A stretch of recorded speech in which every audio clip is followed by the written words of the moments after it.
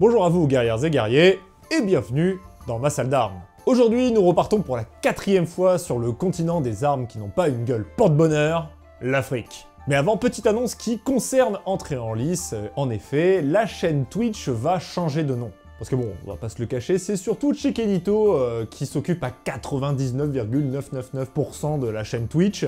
C'est lui qui stream, qui propose du contenu bien à lui. Donc nous avons décidé, afin de l'aider à s'émanciper un petit peu et que ce petit oisillon batte de ses propres ailes, de modifier le nom de la chaîne et d'ajouter la mention Chikenito. La chaîne Twitch ne s'appelle donc plus Entrée en lice, mais Chikenito Entrée en lice. La flamme de la démocratie. Tu le veux, ce con.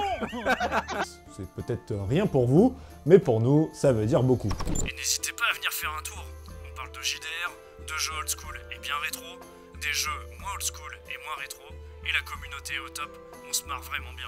Revenons-en à notre sujet. Avec mes 2 dernières vidéos sur les épées africaines, vous avez sans doute remarqué qu'elles inspirent souvent les films parce qu'elles ont des designs assez atypiques, voire effrayant. Le meilleur exemple reste l'épée Konda qui équipe surtout les vilains dans les films et jeux vidéo. Pour en citer un nouveau par rapport à la dernière vidéo, il y a Ganondorf qui a cette arme. Bref, les forgerons africains se sont a priori donnés comme mot d'ordre de faire des trucs bien stylés, mais flippants. Et ça, c'est évidemment un petit peu le cas pour nos armes de jour. En vrai, il y en a surtout une des deux qui a un design un peu bizarre, et justement, on va commencer par elle. Bien que, comme vous le voyez, son aspect global ressemble beaucoup à une arme dont on a parlé il n'y a pas très longtemps, la Faudace, celle-ci fait plus... africain. Voici l'épée Mambélé, mais aussi appelée Makraka, en tout cas c'est le nom qu'on lui donne dans Forged in Fire, mais je ne sais pas vraiment quel est son véritable nom d'origine. En plus, je dis épée, mais vous aurez remarqué qu'on est plutôt en présence d'une faucille.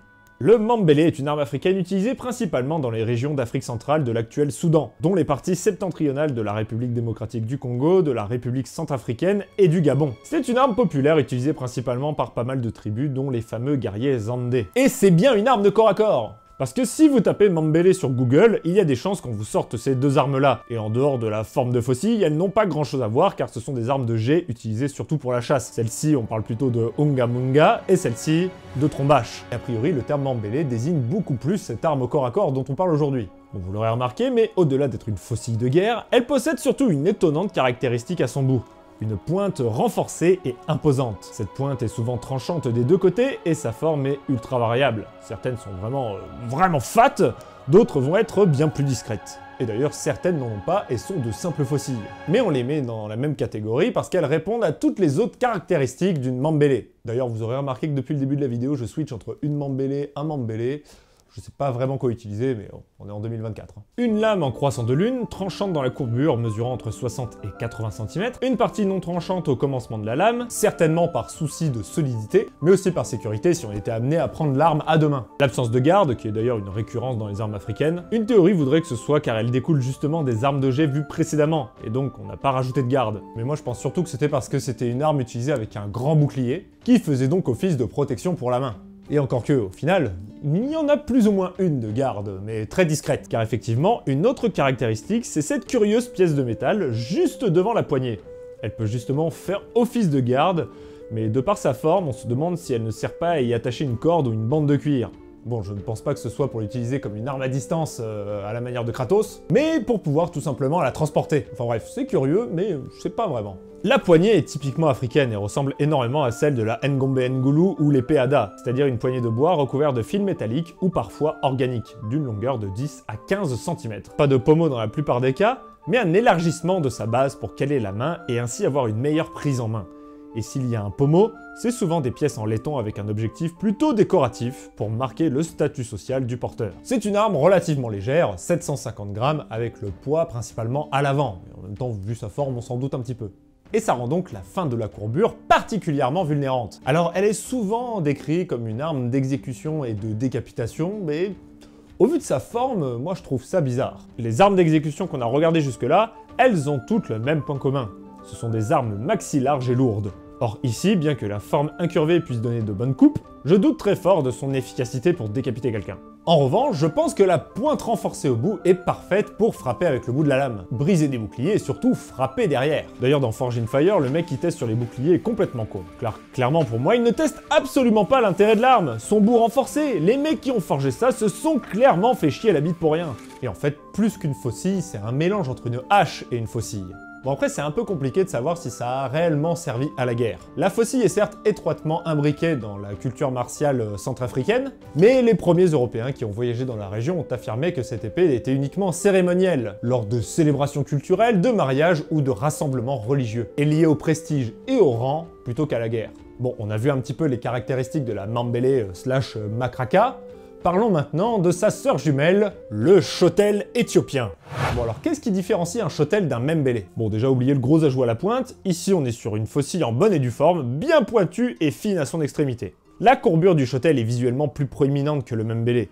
La lame était généralement à double tranchant, mais il pouvait arriver que seule la partie intérieure soit aiguisée et utilisée pour trancher. Et la lame se situait dans une fourchette de 65 à 80 cm. L'une des principales caractéristiques de la faucille éthiopienne est sa nervure centrale qui rend la lame bien plus solide et surtout plus tranchante. La garde et la poignée ressemblent beaucoup à ce qu'on peut voir dans les épées antiques européennes, à savoir une poignée en bois qui s'élargit sur les deux extrémités, faisant ainsi office de pseudo-garde et pommeau. En fonction de ses dimensions, le Chotel pèse généralement entre 700 et 900 grammes, ce qui en fait aussi une lame assez légère.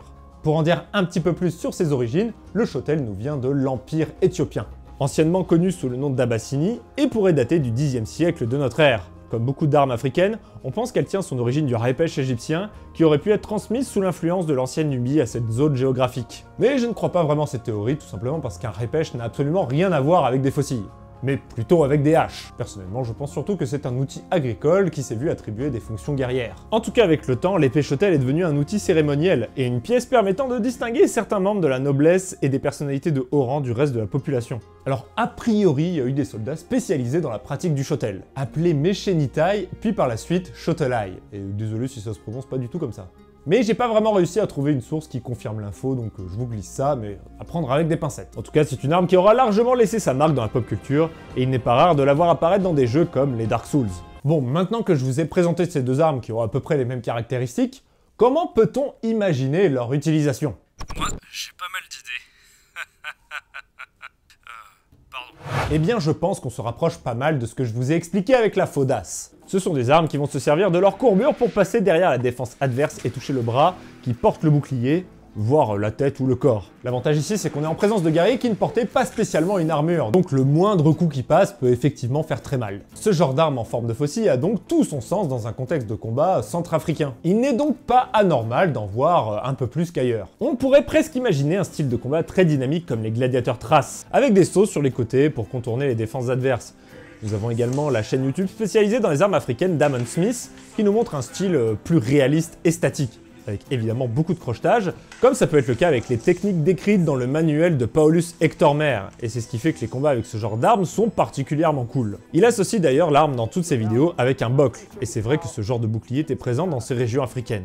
Et là on est vraiment sur de l'arme martiale très proche de l'épée bocle européenne, à ceci près que le crochetage permet bien plus de technique. Aujourd'hui, comme toutes les armes blanches africaines, c'est une arme utilisée lors de fêtes cérémonielles représentant des combats ou des guerriers. Le style des danses est d'ailleurs assez aérien et peut faire penser au style de combat des Thraces. D'où l'idée d'ailleurs qu'en duel, c'est certainement une arme qui devait s'utiliser un peu de la même manière. En tout cas les amis, c'est à peu près tout ce que je peux vous dire sur ces faux africaines. Encore une fois, on manque un peu de sources textuelles, donc c'est très compliqué de vous apporter vraiment un détail complet, mais en tout cas j'espère vous avoir fait découvrir quelque chose de sympa. En tout cas, si cette vidéo vous a plu, comme d'habitude, n'hésitez pas à la liker et la commenter, ça me ferait extrêmement plaisir. Sachez que je lis absolument tous les commentaires, je ne réponds pas à tous, parce que des fois je ne sais pas quoi dire, mais je les lis tous. Évidemment, vous pouvez vous abonner à la chaîne Twitch, vous tapez soit Chiquenito, soit entrer en liste sur Twitch et vous tomberez dessus, c'est l'avantage. Et bien sûr, nous suivre sur tous nos réseaux sociaux pour être tenu au courant des sorties de vidéos, des projets, etc.